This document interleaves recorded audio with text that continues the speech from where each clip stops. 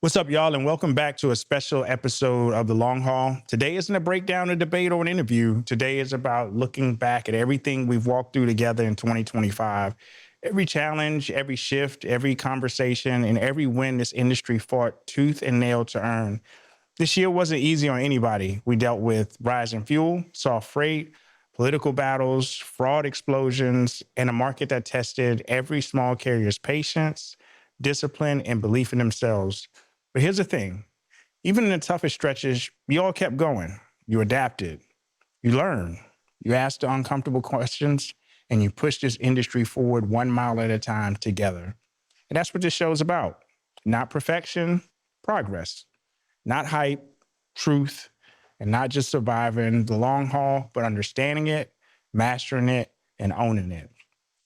As we close out 2025 and head into 2026, I want you to remember this. Trucking has never been about easy roads. It's about strong drivers, smart owners, and people who don't quit when the world shifts under their feet. So today, we're celebrating the voices, the stories, and the moments that define the year, and preparing ourselves for a 2026 that demands clarity, courage, and leadership at every level. So let's take a look back, and let's get ready for what's next. Your rig is where you work, where you rock out. Your rig is your livelihood. So when that DPF light comes on, give your rig the respect it deserves. As for Road Warrior, stronger seals, better manufacturing, and it's made of metal that lasts. Less downtime and more miles on the road so you can haul longer. Respect the rig. Become a Road Warrior.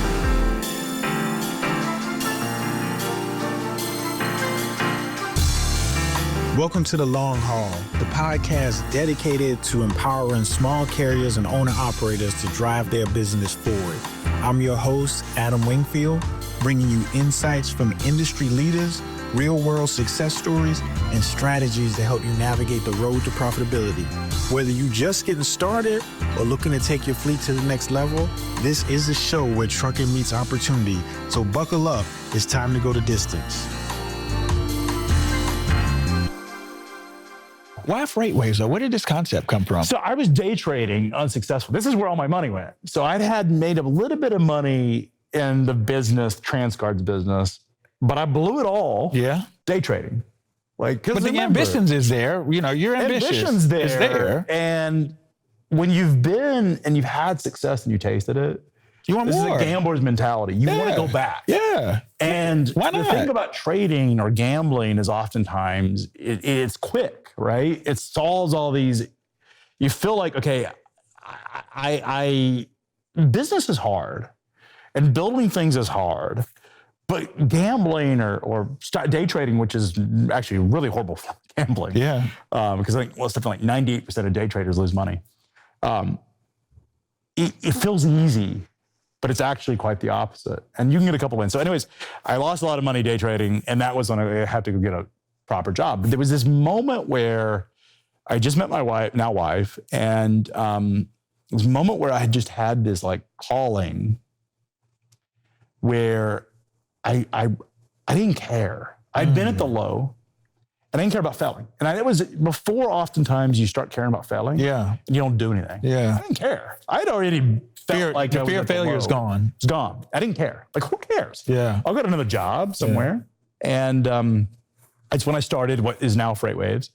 And I'd been day trading stocks unsuccessfully, as I said.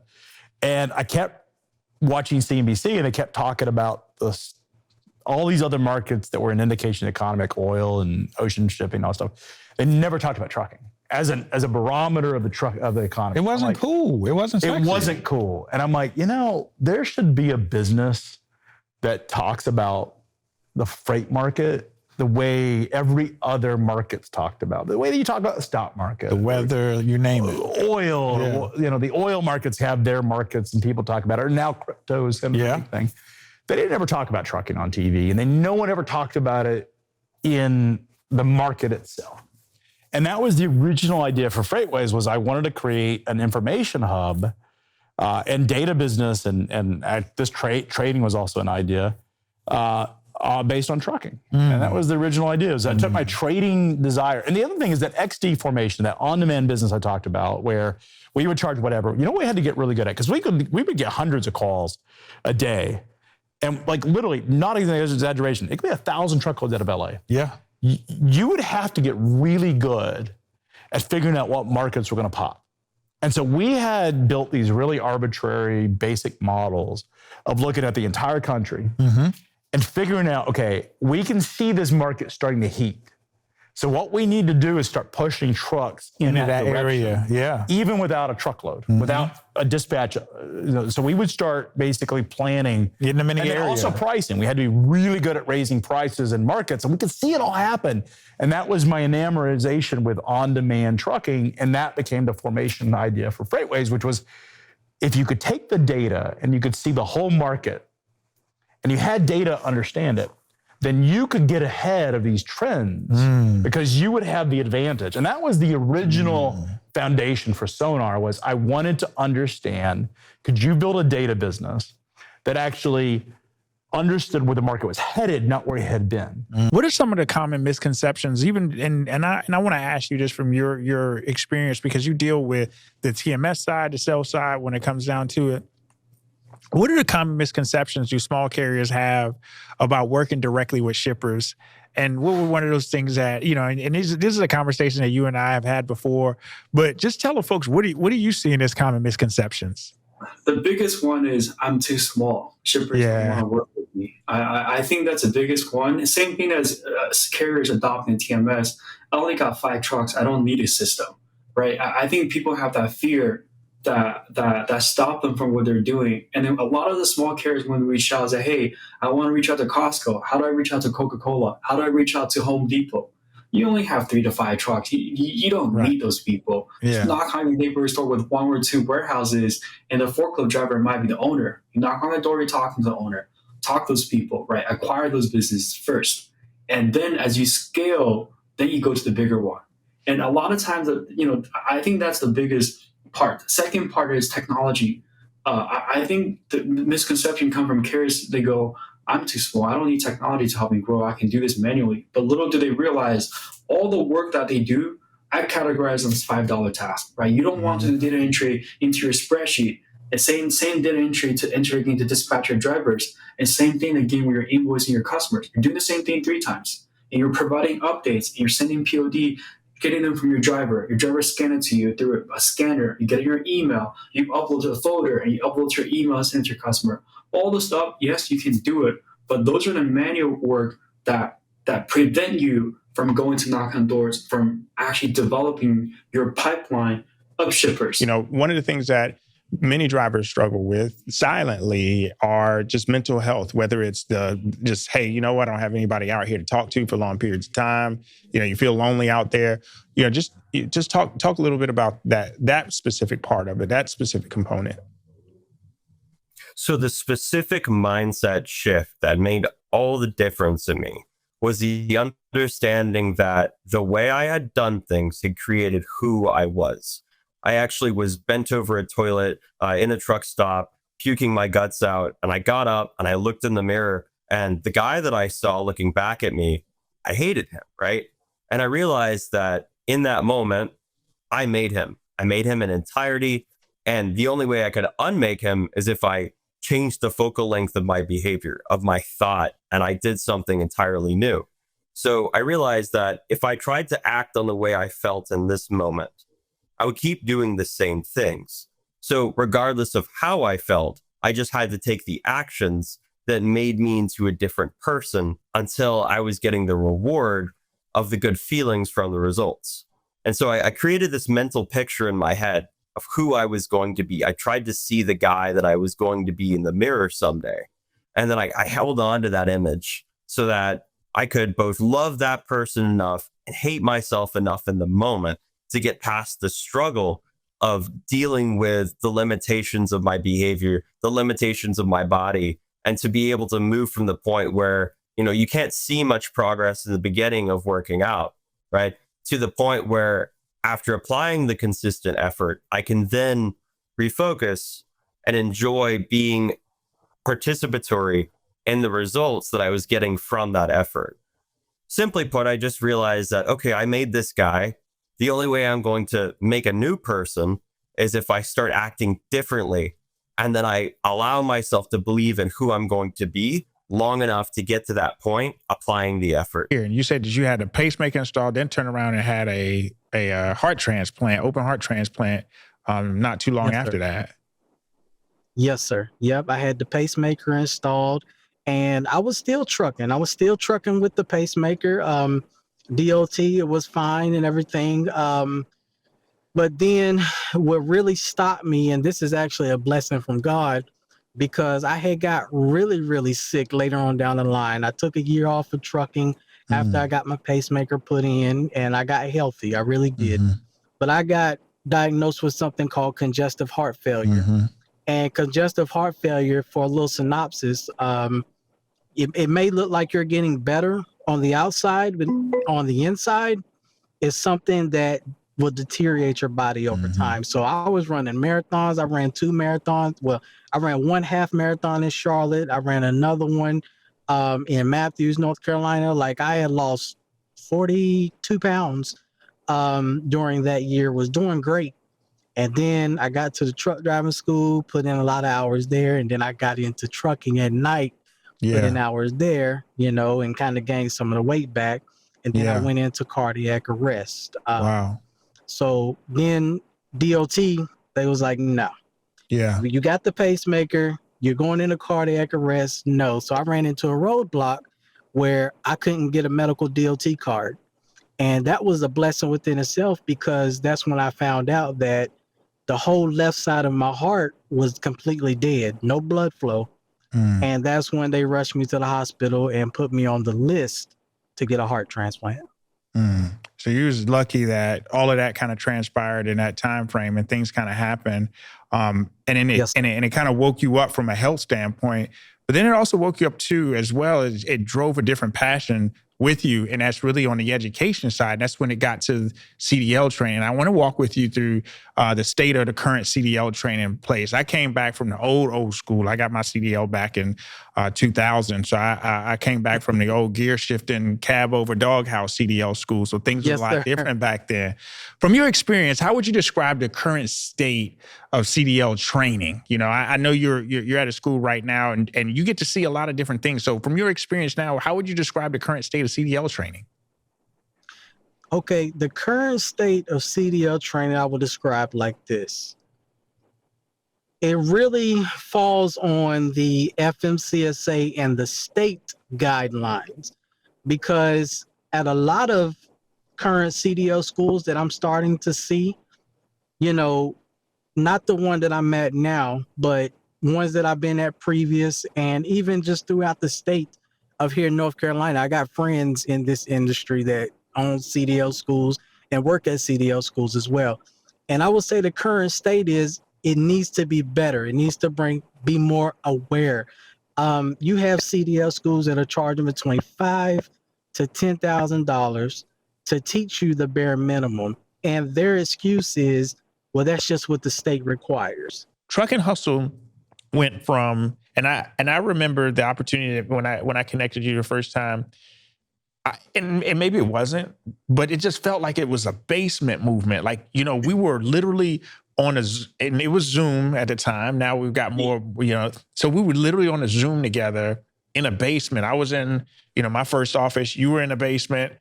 But then from that point, you went from episode 34 to 200,000 YouTube subscribers as of February 2025. Did you expect that metaphor, that rise when you know, from episode 1 to now?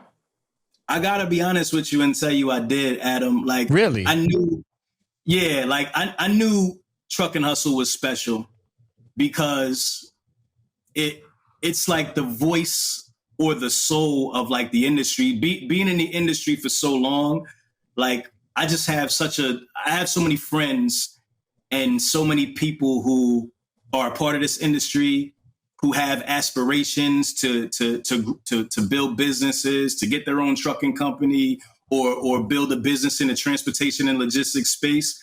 So I knew like that was like a small sample size of what I knew a lot of the country looked like, or a lot of the world looked like. So if I could see this kind of like passion and this kind of desire in my own network, in my own circle, I knew that it existed outside of my circle as well. And then like that initial immediate response told me that this was going to be something that was special, and it was going to be something that was going to grow. I didn't know how big it was going to grow, but I knew it was going to be big. I knew it was going to be big because it just was different. Nobody else was doing it. Nobody else was, and it was just a matter of it catching on, and it was a matter of distribution at that point, a matter of people finding out about it and hearing about it and learning about it. I mean, there's people who listen and watch Truck and Hustle who have never even thought about the trucking industry. Like I get comments and stuff all the time. Like I'm not in trucking, but just watching the story was still amazing. You know what I mean? Like hearing about how they built this or did that was still like, I still sat here and watched the hour and a half of this show. And I have no interest in trucking, or at least I didn't know I did until now. You know what I mean? So when universe, like the entrepreneurial spirit and like the grind is universal. Yeah. You know what I mean? Like that resonates with everyone. It could have been trucking. It could have been anything else, honestly, because at the heart of it, it's about the trucking and it's about the industry, but it's really about the heart of the entrepreneur. That really is what makes Truck and Hustle what it is. And like you said, those stories, that's what makes it special. So I knew that having a platform that was shedding light on people that don't normally have light shed on them, right? Like these aren't people who are in the news every day and who's talked about on the blogs. These are like everyday blue collar people who represent really most of us. Like this is really, so people can see themselves in these stories and it's attainable. It's like, oh, I can do that. Like I can't be LeBron. Right. You know what I mean? Like to be LeBron might be a stretch. But to be Adam, that's not a stretch. I could be Adam. You know what I mean? Like I could get there. I could be like, so it's like hearing these stories, I knew that it would resonate with people. I knew that it would grow because it was just very relatable. And I love the fact that you said separate yourself from your competition, because what many carriers don't realize is that your competition is truly the next small carrier that's beside you, that's bidding on the same exact freight. What makes you different than the next carrier is really, really important to set yourself up amongst the others. So truly, from your perspective, you know, looking at it from your experience, being in that broker seat, what separates those carriers who get repeat business, that broker might reach out and say, hey, I got a dedicated lane that's coming up. I'm going to call Adam first, because what is that separates those carriers who get that from the ones that just get one and dones, or you call in, you get a load, or there's nothing to it? What's the secret sauce? Yeah, there are so many things that I can point to. And I think that it really is a culmination of several. But if I was going to say one thing, and this seems so intuitive and so simplistic that I almost hate to say it, but it really comes down to communication, right? If the second that communication falls apart from a carrier to a broker, from a broker to a carrier internally at brokerages, that's when everything falls apart. If anything happens during transit, if you just give them a call, we can plan accordingly as long as we're in the know. A perfect example for this, one of the first kind of high value shipments that I earned when I was in my young buck days over at Robinson. It was a Saturday pickup, Saturday delivery. It was a hot shipment that needed to get out. And I worked with a carrier who I'd never worked with before. I was doing everything at this point. And I think I get a call must have been 10:30 or so on that Saturday, about 2 hours after he picked up. And he said, hey, Coleman, I got a problem. My truck just started smoking. I'm pulled over to the side of the road. This is where I'm at. This is what's going on. I got these parties involved. And I said, hey, first and foremost, are you good? Like I wanted to make sure he was safe. Yeah. But I'm like, thank you for this, for telling me, because then now I can actually start going behind the scenes and seeing what we need to do. Do we need to get a new carrier in there to transload and actually start get the shipment up there? Can the receiver then wait a couple extra hours? Roughly how long is it going to take him to get fixed? All of this. So at the core foundation of everything that we're doing, communication is that. And if you can keep up with communication to help us as brokers be a little bit more proactive, even though it's technically still reactive, if we can just get ahead of that, that's when it's going to be beneficial to everybody. Why is it so easy for bad actors to get the FMCSA credentials and get access to freight in the first place? Like, where are the gaps? That's a $64,000 question, really. You know, Yeah. And I did a study on this thing when I had a panel with the FMCSA not long ago. In the state of Tennessee, it takes approximately 1,100 hours, and it takes 3 years of school. You have to make sure you pay your school off, and you have to go through an apprenticeship and all these kind of things to become a barber in the state of Tennessee. To become a motor carrier in the United States or a broker, you need $300 on could be a stolen gift card from Visa, from Walmart. $300, to get in. A BOC3 registration, where you go to many people pay $99 or less to get that, and somebody that's going to issue some insurance, whether it's surety bond or insurance, or commercial, auto insurance. All right. So, do we care more about bad haircuts or safety on our highways? The laws are all there. MAP 21's been around for years. Deregulation in 1980, ratified in 1995, been around for years. There are so many regulations out there that protect us from all of this, but no one's enforcing them. That's where the real issue comes in. It's the enforcement. It's long been enforcement. Yeah. So here's what I think is really unfair, being a broker for so long and owning a trucking company, been an owner-operator. If the FMCSA determines someone is fit to operate, then they should be fit to use.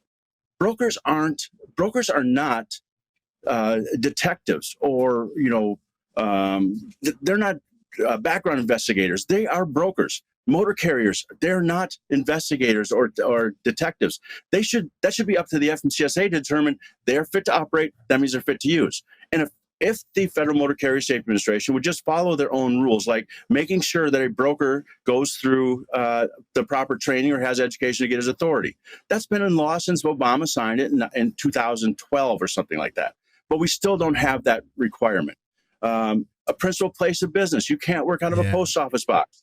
We've helped the FMCSA fix that. So on new applicants, we haven't seen one go through in almost 9 months, but there's still 5,000 out there that are.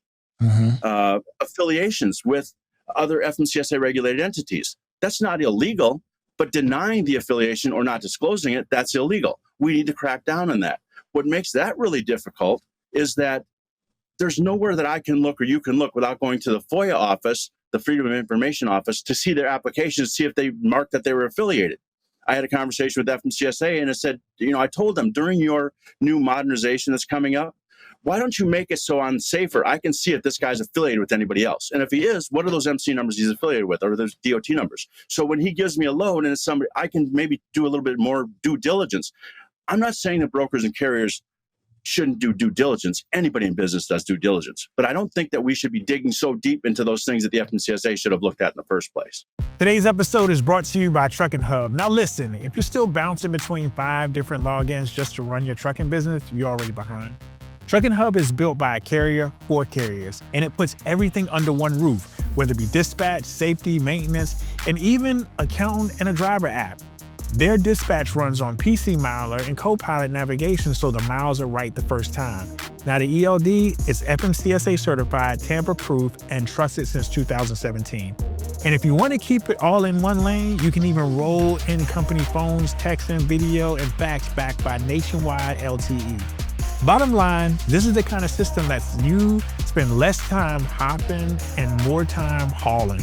Plans start at just $29 per truck, no contracts, no hidden fees, and you can try it for free for 30 days. Check them out at their website and get your time back. What does a reset actually look like for a business owner, right? Some might say, okay, all right, cool. Middle of the year, I'm just going to hit the reset button. Is it about hustle, clarity, letting go of the things that are actually not working? Like in your mind, for a small carrier, owner, operator on one truck or maybe 2 or 3 trucks, you say, hey, you know what? I might need to hit the reset button. What should that look like for a small carrier? It's everything you just said. And I'll tell you what, I start with a vision no matter what. And I don't think we should ever sell ourselves short. In fact, if you think your goal is wildly achievable, you didn't set a goal.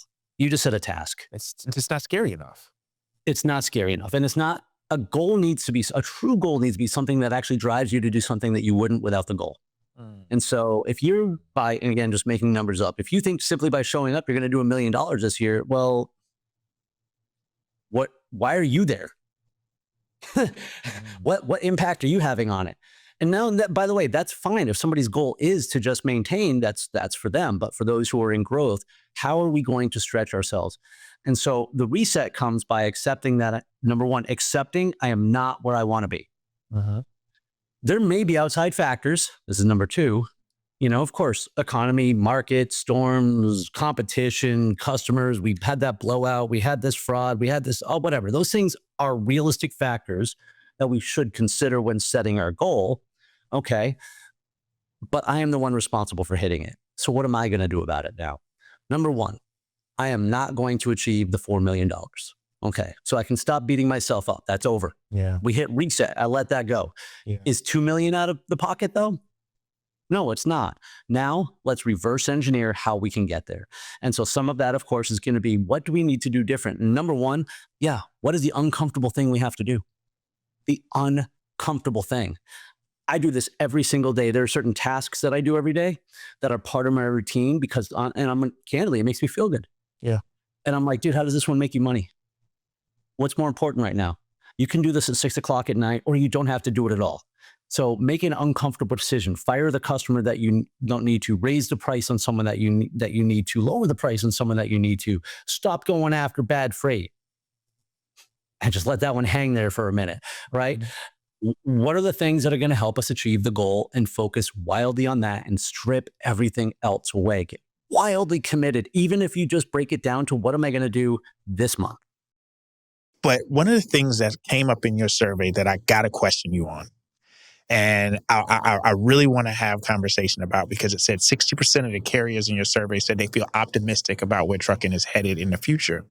But when we talk to small carriers, and then you look on social media, you look on TikTok, you look on Reddit, you look on X, many feel that they're one rate cut away from trucking. They feel like the technology folks, and let's just say it, like the tech folks, like the big tech, it's like working together to try to move more towards what we're seeing in this autonomous place.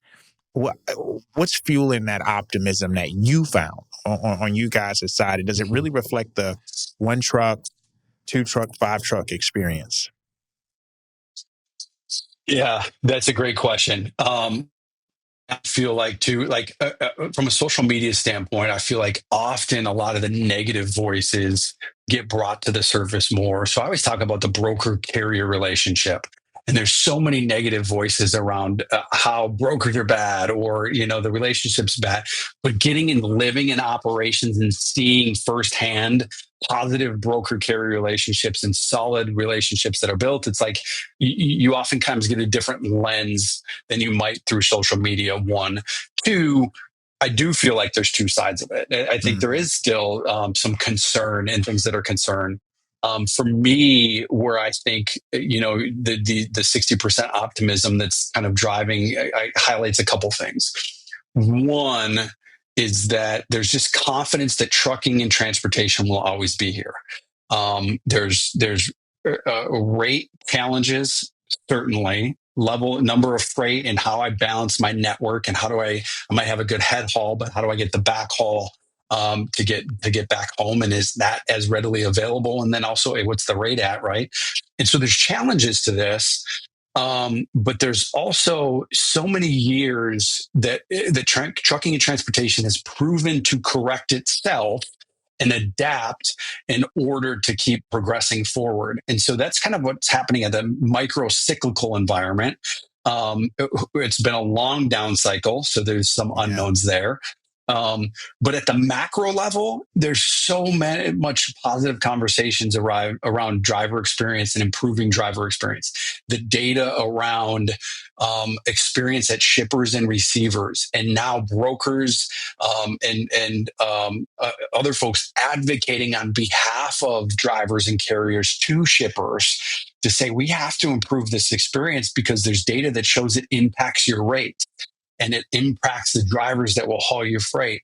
And so technology has enabled a positive momentum in those conversations, whether it's dwell time, average dwell time at shippers and receivers, optimizing the freight patterns and things like that. And so I think there's some optimism that spurs from that.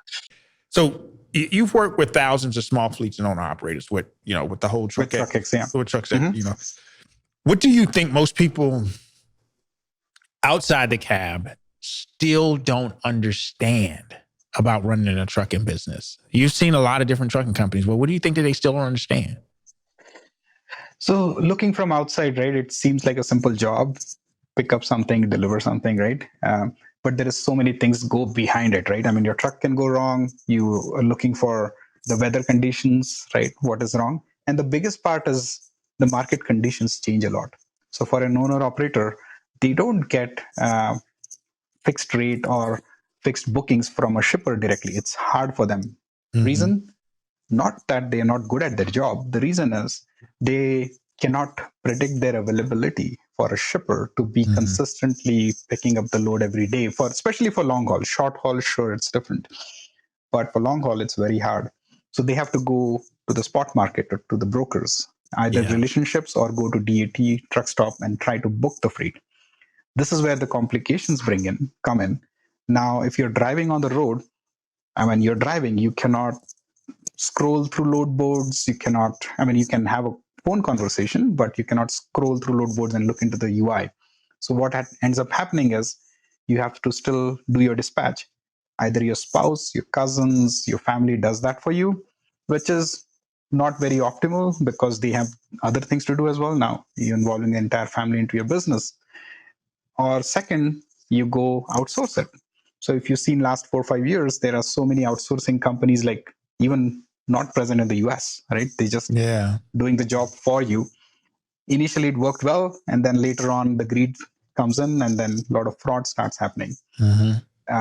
Third option, you go to a larger trucking company saying, hey, you have 15 trucks, 20 trucks, can you dispatch for me as well, right? Another owner op. Or you go to a model like Landstar, wherein you get a lot of benefits from a larger company, and they take 30-35%. So we feel that with AI, you can own most of these pieces. You can. That's what Baba is really built for. So Baba can. Now we announced partnerships with DAT and Truckstop. So now you can actually log into your DAT and Truckstop account. Thank you. And so that's a big deal, right? Now from day one, you have millions of loads available for you, the same as you had before. Manually, someone looking into it, we can we can search in background for you. And then Baba can call the broker, negotiate on your behalf. So the way Baba works is you give access to your emails. So any inbound emails as well, Baba can respond. But the best part is once you log into your DAT truck stop, you can plan a trip. So you say, hey, I have 1 truck or I have 3 trucks. For every truck, you plan a trip. I want to go from Dallas to Chicago back, or you're going to Miami, or if you're going to West Coast.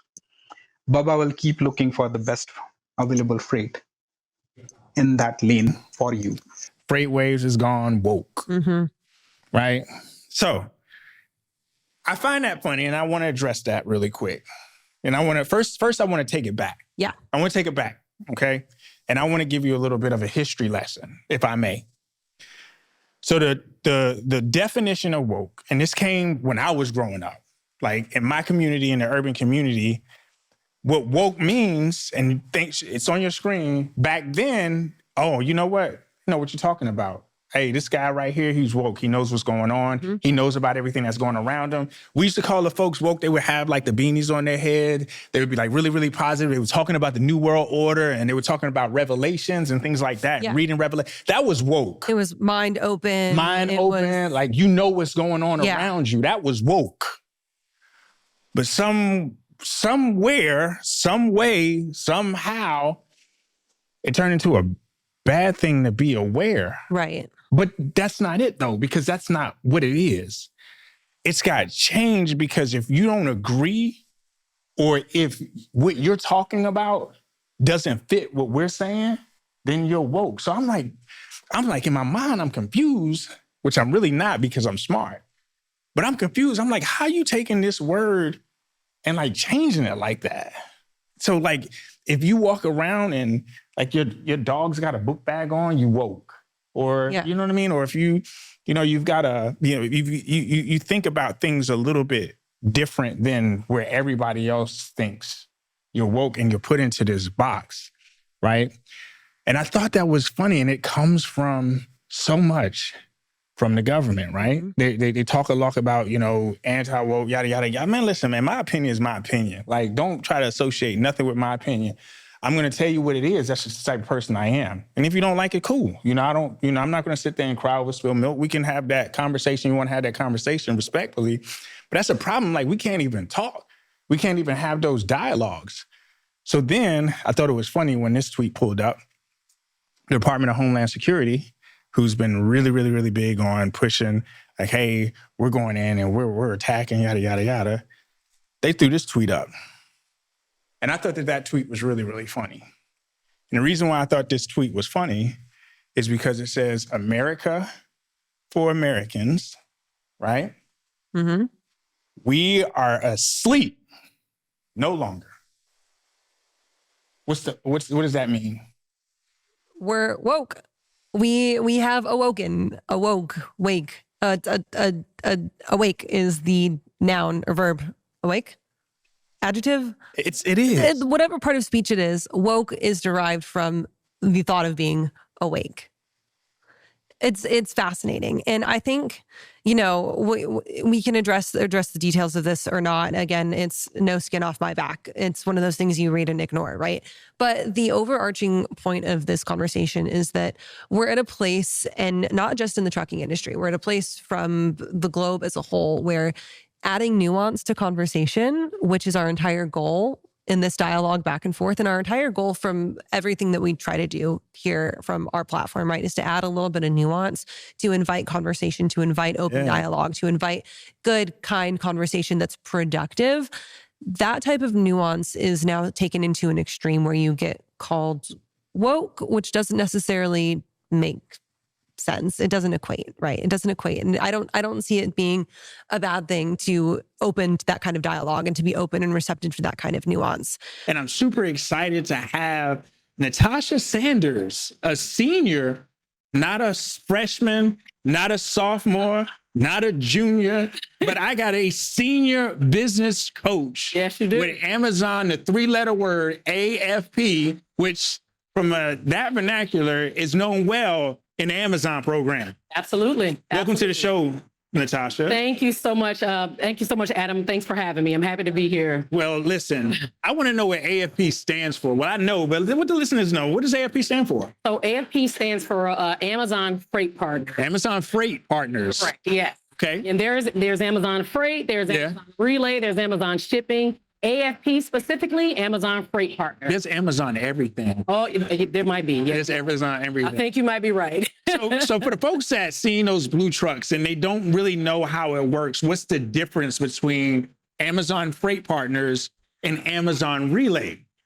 Okay, so Amazon Freight Partner is a global program where Amazon is partnering with, those small business leaders who are interested in starting their own trucking companies, right? Right. So Amazon is partnering out. We'll probably talk a little bit later about all the things that Amazon does provide in that partnership.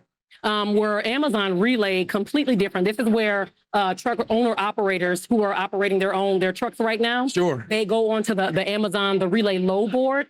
And they find spot work and different type of, auctions. Got it. Post the truck, work like that, where they're actually hauling Amazon loads as well. So Amazon Freight Partner is a lot different from that perspective, because as a relay, I got my own truck, got my own authority. I'm just looking for a little bit of work here. But then you're saying Amazon Freight Partners, we're a little bit more graduated in that. Talk a little bit deeper on what that looks like. Oh, absolutely. So, again, Amazon Freight Partner, again, a global program. So looking for anyone, again, catering to those more so smaller businesses, or smaller, leaders who are looking to start and, fuel their own trucking company fueled by Amazon. Got it. Right. So Amazon is coming in and at very, very low cost. Amazon is providing all of the fleet. All the trucks. Amazon's providing all of the trucks. Okay. Giving you consistent weekly work. Okay. Fixed weekly rates, so guaranteed work, program, business longevity. Yep. Amazon covers the fuel and toll costs. I mean, the list goes on and on and on. Partnering with dedicated vendors Okay. where they have the opportunity to connect with value-added services. So a lot of the things that in the industry you find a little bit more difficult to kind of connect with or pull into yourself. Yeah. Amazon is providing that for those interested. The thing is that takes us to the next one, which is receipts. And when I think about receipts, I think about, I just got a receipt for lunch just a few minutes ago. Like I think about that receipts. But there was something really, really interesting into the delivery receipt that basically stated that upon taking possession of the goods, the carrier shall assume liability for the goods until proper delivery is made at the consignee. When that forklift takes that pallet and puts it on the trailer, I'm taking possession of the goods once the door closes, right? So that means that if something happens, like, whatever, and, temperature issues, whatever, pallet tips over, whatever, it's saying that I am the one that's responsible. Am I wrong? The carrier is strictly liable for damages of the product inside that trailer. To your point, when the doors close, you may never have even seen how it was loaded. You might, as a driver, think, I want to go inside the warehouse or the distribution center and see how they loaded it. You may not be able to do that. You may never touch the freight. But the way the stuff is structured as a motor carrier, those doors close, that is on you. Now, there are ways to go back at the shipper or the receiver and say, hey, the damage didn't happen with my custody and control. But this is the idea. It is difficult to safely deliver freight on time and undamaged, even in the best circumstances. But those doors close, that is your liability. That is your possession. You have custody. You have control. Then you move into no substituted services and diversion or reconsignment. That sounds like a fancy word for double brokering. 1,000,000%. They are saying, you're going to take this. You've already promised me you have authority, your regulatory compliance. You've taken possession. You will not double broker this. You will not give another person the custody and control. It is you who is taking this freight. And it is, again, like double brokering is not really an FMCSA issue. They don't really regulate that. So they have some ways of protecting your identity and how you sign on to things. But ultimately, this is something done to protect them from making sure you're not double brokering it. If you do double broker, maybe they can sue you, but as long as it arrives safely on time, they're probably not going to do a lot. I mean, we see double brokering happening or co-brokering happening all over the place. Co-brokering, just for your audience, is when all the parties know that another broker is involved. There's disclosure. So you're exactly right. This piece of the contract is saying, hey, we're going to give you this freight. Don't double broker it. Don't give it to somebody else. It's hard because I think drivers think that they're negotiating with the broker. They're not negotiating with the broker. They're negotiating against supply and demand. The broker just happens to be that translator. But you are negotiating against supply and demand. If you are one load to 100 trucks, that's what you're negotiating against. Everybody's going to agree. You're going to have people disagree with that. Which I understand. But that's the facts. That's the facts, though. Me and you have to work as a team to try to get the customer the price that they're going to accept. Because they got a bottom line. They got a financial. You want to meet mean people? Talk to a financial officer at a company when you're over budget. When you're over budget, that financial officer is like, oh my God, here she comes. We're doomed. Yeah. We're all doomed. Because they're like, why did this happen? Why did this happen? Because you're over budget.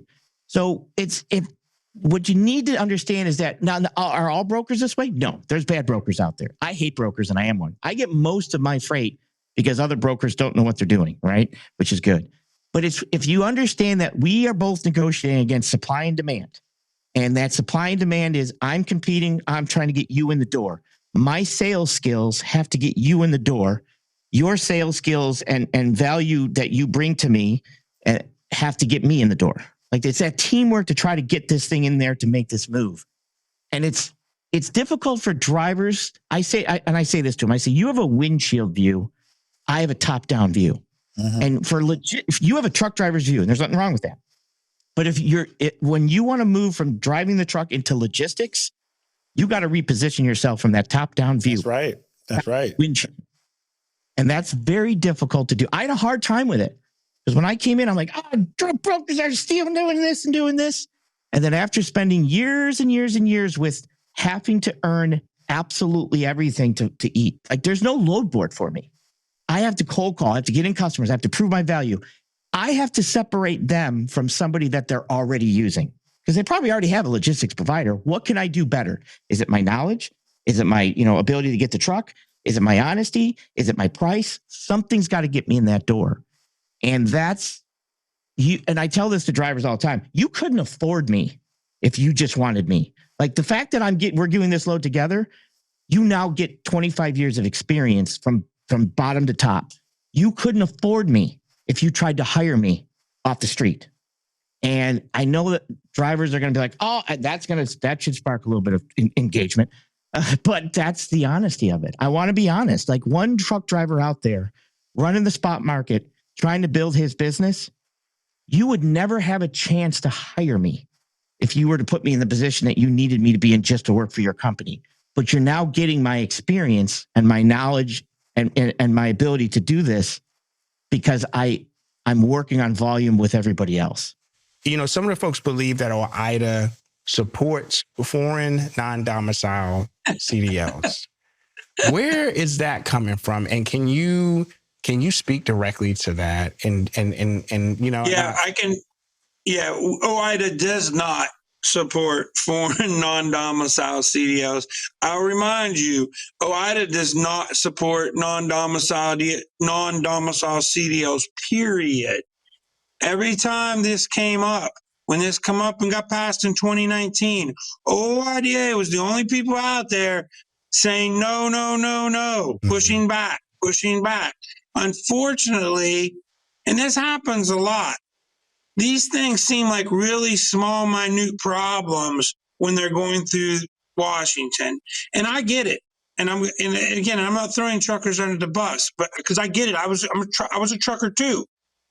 When I heard about small, minute little things like that when I was trucking, what do I care? It never affects me. It got nothing to do with me. What do I care? So there was times I didn't call my lawmaker or do the things that OOIDA wanted us to do.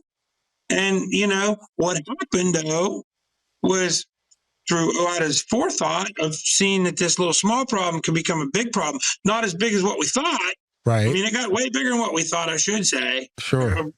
Myself. But we knew it would be an issue.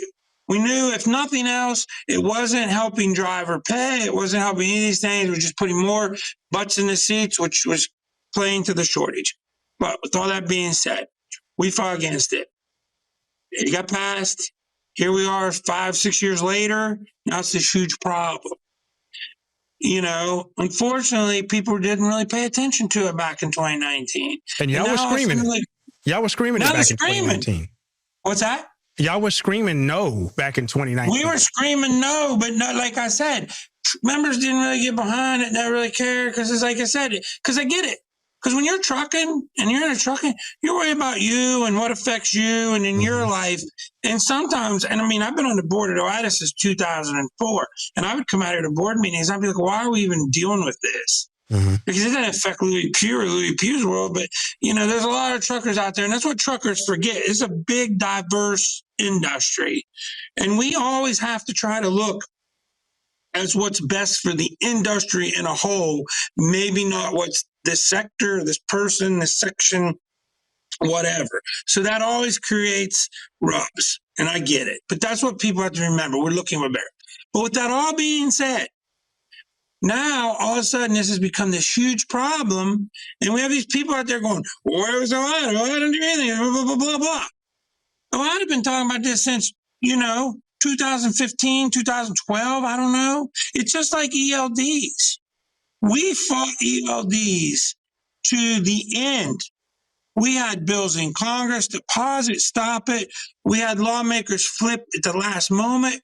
We took it to the Supreme Court, and we lost. We lost. But we fought it as far as we. As we wrap up this special episode, I want to take a moment to speak directly to everyone listening. Every driver, every small carrier, every owner-operator, every family member who keeps this industry standing.